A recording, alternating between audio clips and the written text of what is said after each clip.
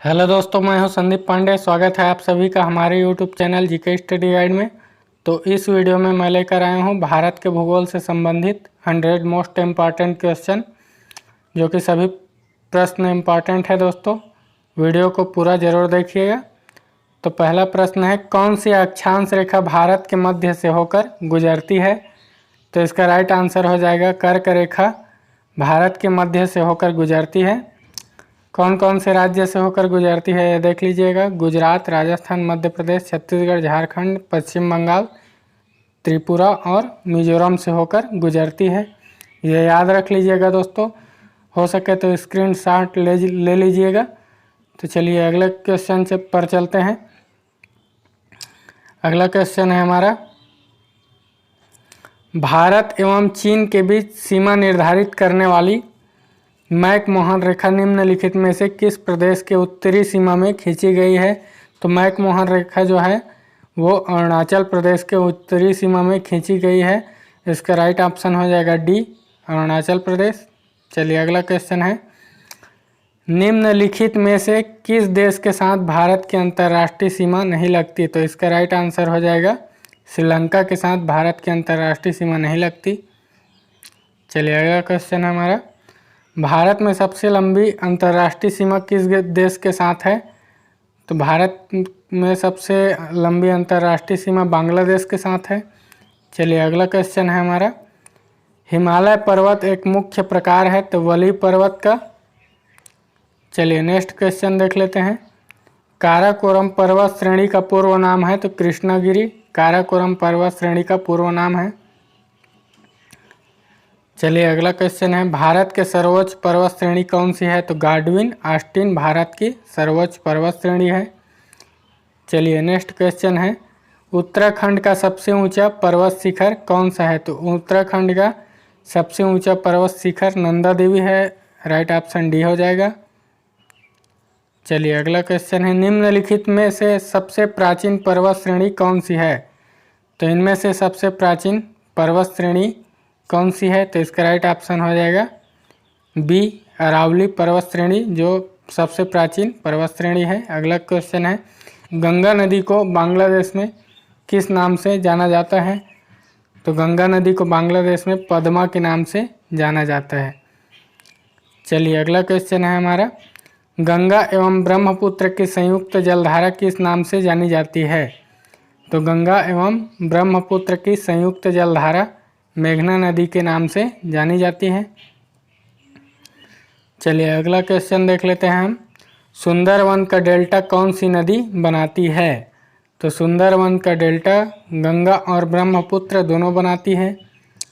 चलिए अगला क्वेश्चन है हमारा, निम्नलिखित में से कौन सी नदी का उद्गम भारत में नहीं है? तो ब्रह्मपुत्र का उद्गम भारत में नहीं है। ब्रह्मपुत्र का उद्गम कहाँ है? तो ब्रह्मपुत्र का उद्गम हिमालय के उत्तर में तिब्बत के पुरंग जिले में स्थित मानसरोवर झील के निकट होता है। चलिए नेक्स्ट क्वेश्चन पर चलते हैं हम। नेक्स्ट क्वेश्चन है हमारा, निम्नलिखित में से किस नदी को उड़ीसा का शोक कहा जाता है? तो महानदी को उड़ीसा का शोक कहा जाता है। चलिए अगला क्वेश्चन है, भारत की निम्न नदियों में से कौन सी डेल्टा नहीं बनाती? तो इसका राइट ऑप्शन हो जाएगा ताप्ती नदी, जो डेल्टा नहीं बनाती। राइट ऑप्शन हो जाएगा डी। चलिए नेक्स्ट क्वेश्चन पर चलते हैं, दक्षिण भारत की नदियों में सबसे लंबी नदी है तो गोदावरी नदी दक्षिण भारत की नदियों में से सबसे लंबी नदी है। चलिए अगला क्वेश्चन है, टिहरी बांध निम्नलिखित में से किन नदियों के संगम पर स्थित है? तो टिहरी बांध निम्नलिखित में से किन नदियों के संगम पर स्थित है? तो भागीरथी व भिलांगना। इसका राइट आंसर हो जाएगा सी। चलिए अगला क्वेश्चन है हमारा, भारत में सबसे लंबा बांध है तो भारत में सबसे लंबा बांध कौन सा है? तो हीराकुंड बांध सबसे लंबा बांध है। चलिए नेक्स्ट क्वेश्चन पर चलते हैं, हीराकुंड बांध किस राज्य में स्थित है? तो हीराकुंड बांध किस राज्य में स्थित है? उड़ीसा में। चलिए अगला क्वेश्चन है, कोयना बांध स्थित है तो कोयना बांध कहाँ पर स्थित है? तो इसका राइट आंसर हो जाएगा महाराष्ट्र में। चलिए अगला क्वेश्चन है हमारा, मेट्टूर बांध किस नदी पर बांधा गया है? देख लीजिएगा ध्यान से, मेट्टूर बांध किस नदी पर बांधा गया है? मोस्ट इम्पॉर्टेंट क्वेश्चन है दोस्तों। तो इसका राइट आंसर क्या हो जाएगा? बी हो जाएगा, कावेरी नदी पर। चलिए अगला क्वेश्चन है, भारत में सबसे बड़ी मीठे जल की झील निम्नलिखित में से कौन सी है? यह मोस्ट इम्पॉर्टेंट क्वेश्चन है दोस्तों। तो इसका राइट आंसर हो जाएगा वुलर झील। चलिए अगला क्वेश्चन पर चलते हैं, प्रसिद्ध लैगून झील चिल्का किस राज्य में स्थित है? तो चिल्का झील किस राज्य में स्थित है? तो उड़ीसा में। इसका राइट ऑप्शन हो जाएगा सी। तो चलिए अगला सवाल पर चलते हैं, तो विश्व प्रसिद्ध खारे जल की झील सांभर किस राज्य में स्थित है? तो खारे जल की झील सांभर किस राज्य में स्थित है? तो इसका राइट आंसर हो जाएगा बी, राजस्थान में। चलिए अगला सवाल है, निम्नलिखित में से कौन सी झील भारत के पश्चिमी तट पर स्थित है? तो इनमें से कौन सी झील जो है भारत के पश्चिमी तट पर स्थित है? तो अष्टमुदी हो जाएगा इसका राइट ऑप्शन। तो अगला सवाल है, भारत में सबसे ऊंचा जलप्रपात कौन सा है? तो भारत में सबसे ऊंचा जलप्रपात कौन सा है? तो डी इसका सही हो जाएगा। तो जोग जलप्रपात भारत में सबसे ऊंचा जलप्रपात है, राइट आंसर हो जाएगा इसका। चलिए अगला सवाल है, भारत में सर्वाधिक वर्षा प्राप्त करने वाला स्थान है? तो देख लीजिएगा, चार ऑप्शन दिए हैं, बीकानेर, चेरापूंजी, मासीराम, शिमला। तो इसका राइट ऑप्शन हो जाएगा मासीराम। चलिए अगला क्वेश्चन है हमारा, भारत में सबसे अधिक तथा सबसे कम वर्षा प्राप्त करने वाले दो राज्यों को सही क्रम निम्नलिखित में से कौन से हैं? तो मेघालय जो है सबसे ज़्यादा वर्षा प्राप्त करता है दोस्तों, और राजस्थान जो है सबसे कम वर्षा प्राप्त करता है। तो इसका राइट आंसर हो जाएगा बी। चलिए अगला क्वेश्चन देख लेते हैं। अगला क्वेश्चन है हमारा, यदि भारत में कर्क के स्थान पर विषुवत रेखा होती तो कौन सी जलवायु का पर प्रभाव पड़ता? यदि भारत में कर्क रेखा के स्थान पर विषुवत रेखा होती तो यहाँ की जलवायु पर क्या प्रभाव पड़ता? तो इसका राइट आंसर हो जाएगा अधिक ताप एवं अधिक वर्षा। चलिए अगला क्वेश्चन है हमारा, भारत में वर्षा का औसत है तो 118 सेंटीमीटर। चलिए अगला क्वेश्चन है, निम्न में से भारत के किन क्षेत्रों में 200 मिमी वर्षा होती है, यानी 200 मिलीमीटर वर्षा होती है? तो इसका राइट आंसर क्या हो जाएगा दोस्तों? इसका राइट आंसर हो जाएगा जम्मू कश्मीर। अगला है, आम्र वर्षा है, तो आम्र वर्षा क्या है? आम्र वर्षा है बिहार एवं बंगाल में मार्च एवं अप्रैल में होने वाली वर्षा को आम्र वर्षा कहा जाता है। चलिए अगला है, भारत में सबसे कम वर्षा का क्षेत्र है, तो इसका राइट ऑप्शन हो जाएगा ए, यानी कि राइट आंसर। तो कच्छ गुजरात से लेकर पंजाब हरियाणा तक। चलिए अगला क्वेश्चन है हमारा, दक्षिण पश्चिम मानसून में संपूर्ण भारत में कुल कितने प्रतिशत वर्षा होती है? तो 75%। इसका राइट ऑप्शन हो जाएगा बी। चलिए अगला है, भारत के किस राज्य में जाड़े के मौसम में वर्षा होती है? तो तमिलनाडु में जाड़े के मौसम में वर्षा होती है। अगला है, भारत में प्रथम बहुउद्देशीय नदी घाटी परियोजना का निर्माण किस नदी पर किया गया? तो इसका राइट आंसर देख लीजिएगा दोस्तों, चार ऑप्शन दिए गए हैं। तो इसका राइट आंसर हो जाएगा सी, दामोदर नदी। चलिए अगला क्वेश्चन है, भारत के सबसे बड़ी बहुउद्देशीय नदी घाटी परियोजना है? तो इसका राइट ऑप्शन हो जाएगा भाखड़ा नागल परियोजना। चलिए अगला क्वेश्चन है हमारा, तुलबुल परियोजना निम्नलिखित नदी से संबंधित है?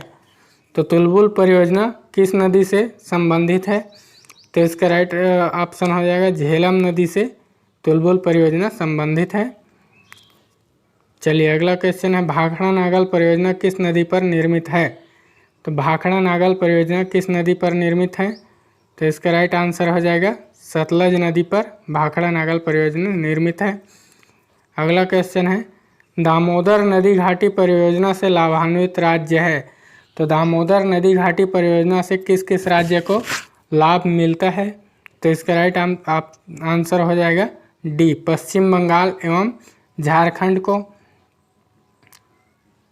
चलिए अगला क्वेश्चन है हमारा, हीराकुंड परियोजना किस नदी के जल प्रवाह को नियंत्रित करता है? तो हीराकुंड परियोजना महानदी के जल प्रवाह को नियंत्रित करता है।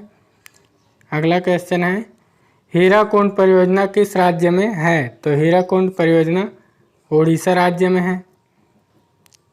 चलिए अगला क्वेश्चन है हमारा, नागार्जुन सागर परियोजना किस नदी पर स्थित है? तो इसका राइट ऑप्शन हो जाएगा डी, कृष्णा नदी पर। चलिए अगला क्वेश्चन है हमारा, भारत में वन अनुसंधान कहाँ स्थित है? तो भारत में वन अनुसंधान कहाँ पर स्थित है? तो देहरादून में। मोस्ट इम्पॉर्टेंट क्वेश्चन है दोस्तों, ये भी याद रखना है। अगला क्वेश्चन है हमारा, देश में सर्वाधिक वन क्षेत्र किस राज्य में है? तो देश में सर्वाधिक वन क्षेत्र किस राज्य में है? तो इसका राइट आंसर हो जाएगा मध्य प्रदेश में। चलिए अगला है, कुल वन क्षेत्र की दृष्टि से भारत के प्रथम 3 राज्यों का सही अवरोही क्रम है। तो इनमें से क्या हो जाएगा दोस्तों? इसका राइट ऑप्शन हो जाएगा मध्य प्रदेश, अरुणाचल प्रदेश और छत्तीसगढ़। यानी कि सबसे ज़्यादा वन मध्य प्रदेश, दूसरे नंबर पर अरुणाचल प्रदेश और तीसरे नंबर पर छत्तीसगढ़ हो जाएगा। चलिए अगला प्रश्न, भारत में चंदन की लकड़ी के वन सबसे अधिक कहाँ पाए जाते हैं? मोस्ट इम्पॉर्टेंट क्वेश्चन है दोस्तों, ध्यान से देखिएगा। तो इसका राइट ऑप्शन हो जाएगा नीलगिरी की पहाड़ियों में भारत में चंदन की लकड़ी के वन सबसे अधिक कहाँ पाए जाते हैं? तो नीलगिरी की पहाड़ियों में। चलिए अगला क्वेश्चन है हमारा, फूलों की घाटी स्थित है? तो फूलों की घाटी कहाँ स्थित है? तो उत्तराखंड में। तो चलिए अगला क्वेश्चन है, भारत में चंदन की लकड़ी के लिए प्रसिद्ध राज्य है? तो भारत में चंदन की लकड़ी के लिए कौन सा राज्य प्रसिद्ध है? तो कर्नाटक राज्य। इसका राइट आंसर हो जाएगा सी। चलिए अगला है, निम्नलिखित में से कौन सा राज्य तेंदुपत्ता का मुख्य उत्पादक है? तो इनमें से कौन सा राज्य तेंदुपत्ता का मुख्य उत्पादक है? तो राइट आंसर हो जाएगा इसका सी, मध्य प्रदेश। चलिए अगला क्वेश्चन है, भारत के सर्वाधिक महत्वपूर्ण मिट्टी कौन सी है? तो भारत की सर्वाधिक महत्वपूर्ण मिट्टी कौन सी है? तो इसका राइट आंसर हो जाएगा सी, जलोढ़ मिट्टी।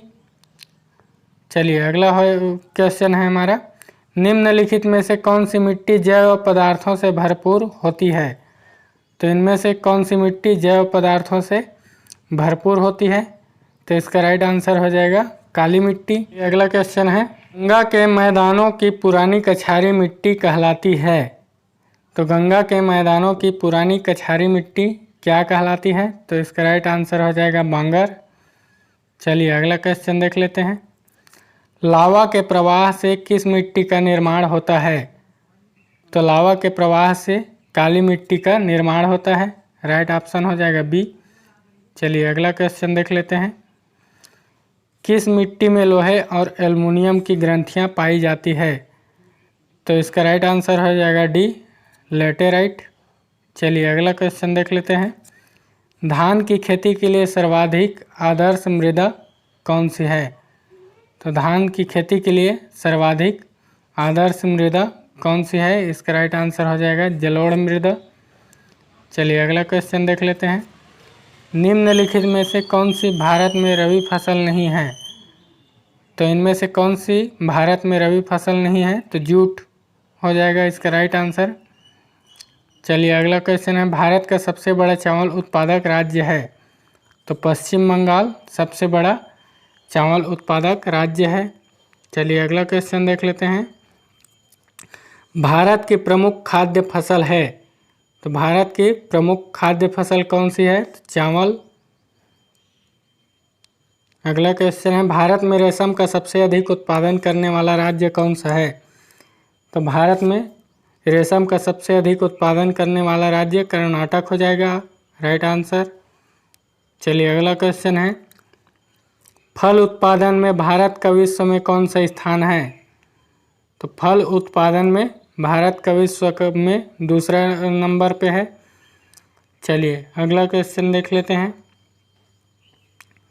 सब्जी उत्पादन में भारत विश्व में कौन सा स्थान पर है? तो सब्जी उत्पादन में भी दूसरे नंबर पर है, और ये दोनों में चीन आ जाएगा पहले नंबर पर। फल उत्पादन में भी चीन है पहले नंबर पर, और सब्जी उत्पादन में भी चीन है पहले नंबर पर। चलिए अगला क्वेश्चन है, जूट उत्पादन में सबसे प्रमुख प्रदेश कौन सा है? तो भारत में जूट उत्पादन में सबसे प्रमुख प्रदेश पश्चिम बंगाल हो जाएगा। अगला क्वेश्चन देख लेते हैं, भारत में सर्वोत्तम चाय कहाँ पैदा होती है? तो दार्जिलिंग में सर्वोत्तम चाय पैदा होती है। अगला क्वेश्चन है, भारत में किस प्रदेश में सोयाबीन की खेती का सर्वाधिक क्षेत्रफल है? तो इसका राइट आंसर हो जाएगा दोस्तों मध्य प्रदेश। चलिए अगला है, भारत का सबसे बड़ा गन्ना उत्पादक राज्य है? तो उत्तर प्रदेश। चलिए अगला क्वेश्चन है, दुधवा राष्ट्रीय उद्यान कहाँ स्थित है? तो दुधवा राष्ट्रीय उद्यान कहाँ पर स्थित है? तो इसका राइट आंसर हो जाएगा उत्तर प्रदेश में दुधवा राष्ट्रीय उद्यान स्थित है। चलिए अगला क्वेश्चन देख लेते हैं, निम्नलिखित में से कौन सा अभयारण्य जंगली हाथियों के लिए प्रसिद्ध है? तो इसका राइट आंसर हो जाएगा जंगली हाथियों के लिए पेरियार प्रसिद्ध है। चलिए अगला है, सरिस्का राष्ट्रीय उद्यान कहाँ अवस्थित है? तो सरिस्का राष्ट्रीय उद्यान कहाँ अवस्थित है? इसका राइट आंसर हो जाएगा राजस्थान में। चलिए अगला क्वेश्चन है, काजीरंगा किस लिए जाना जाता है? तो काजीरंगा गैंडों के लिए जाना जाता है। अगला क्वेश्चन है, काजीरंगा राष्ट्रीय उद्यान कहाँ स्थित है? तो काजीरंगा राष्ट्रीय उद्यान कहाँ पर स्थित है? तो असम में। चलिए अगला क्वेश्चन देख लेते हैं, कान्हा राष्ट्रीय उद्यान किस राज्य में स्थित है? तो इसका राइट आंसर हो जाएगा मध्य प्रदेश में कान्हा राष्ट्रीय उद्यान स्थित है। चलिए अगला है, भारत में सबसे बड़ा बाघ है अभयारण्य टाइगर रिजर्व कौन सा है? तो इसका राइट आंसर हो जाएगा सी नागार्जुन। चलिए अगला क्वेश्चन पर चलते हैं, निम्नलिखित में से कौन सा एक छत्तीसगढ़ में अवस्थित है? तो इसका राइट आंसर हो जाएगा इंद्रावती राष्ट्रीय उद्यान छत्तीसगढ़ में स्थित है। चलिए अगला क्वेश्चन है, जिम कॉर्बेट नेशनल पार्क कहाँ स्थित है? तो इसका राइट आंसर हो जाएगा उत्तराखंड में। चलिए अगला क्वेश्चन है हमारा, काजीरंगा राष्ट्रीय उद्यान किसके लिए प्रसिद्ध है? तो काजीरंगा राष्ट्रीय उद्यान गैंडों के लिए प्रसिद्ध है। अगला क्वेश्चन है, रूस की सहायता से स्थापित लौह इस्पात संयंत्र है? तो रूस की सहायता से स्थापित लौह इस्पात संयंत्र बोकारो, विशाखापट्टनम, भिलाई ये सभी हैं, यानी कि इनमें से सभी राइट ऑप्शन इसका हो जाएगा डी, इनमें से सभी। चलिए दोस्तों अगला क्वेश्चन पर चलते हैं। अगला क्वेश्चन है, भिलाई, दुर्गापुर और राउरकेला में लौह इस्पात संयंत्र की स्थापना किस पंचवर्षीय योजना के दौरान की गई? तो इसका राइट आंसर हो जाएगा दोस्तों द्वितीय पंचवर्षीय योजना के दौरान की गई, यानी भिलाई, दुर्गापुर और राउरकेला में लौह इस्पात संयंत्र की स्थापना द्वितीय पंचवर्षीय योजना 1956 से 1961 में शुरू की गई। चलिए अगला क्वेश्चन है, भारत में प्रथम कपास मिल सूती वस्त्र उद्योग की स्थापना किस शहर में हुई?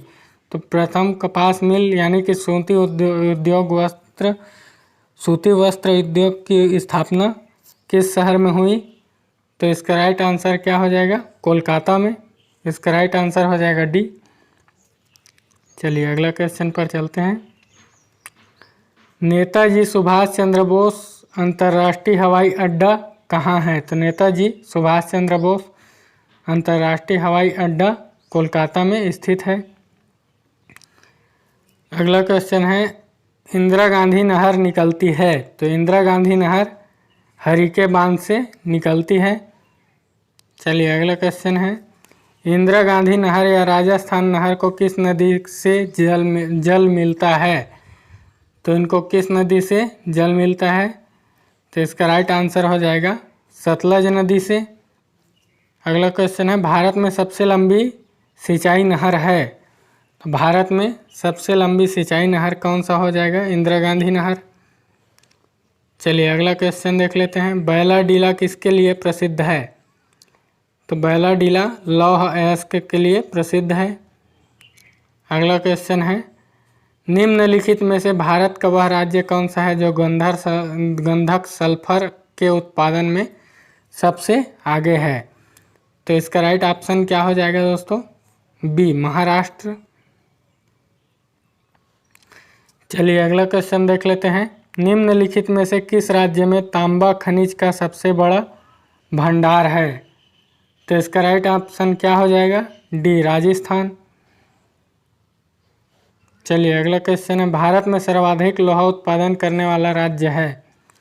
तो भारत में सर्वाधिक लोहा उत्पादन करने वाला राज्य कौन सा है? तो उड़ीसा। चलिए अगला क्वेश्चन है, अभ्रक के उत्पादन में भारत का विश्व में कौन सा स्थान है?